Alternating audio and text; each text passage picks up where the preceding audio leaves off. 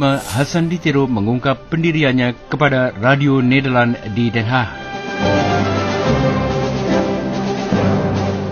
Duduk perkara tentang perjuangan kemerdekaan Aceh Sumatera.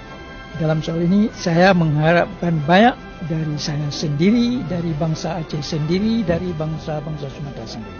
Sebagai satu bangsa merdeka, memperkenalkan sejarah kami kepada dunia luar. Harapan itu pada diri sendiri. Tidak dapat meminta-minta kemerdekaan. Kemerdekaan harus kita pertahankan sendiri, rebut sendiri kalau sudah dirampas orang. Sudah dirampas orang itu? Oleh orang Jawa yang menamakan dirinya memakai kedok Indonesia. Dan ini kenyataan sejarah. Kemungkinan dialog dengan Jakarta. Bagaimana pendapat Anda? Aceh dalam waktu sekarang tidak mengharapkan dialog dengan Jakarta karena di Jakarta tidak pernah dinyatakan Jakarta mau complete domination. Itu apa kata bahasa Melayu? Tentang persoalan Aceh. Ya?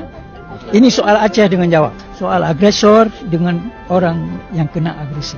Bagaimana prospek dari cita-cita Anda? Tiap-tiap perjuangan saya mengharapkan kemenangan, lekas atau tidak lekas. Tapi percaya kepada diri sendiri, kepada kebenaran, kepada hak hukum.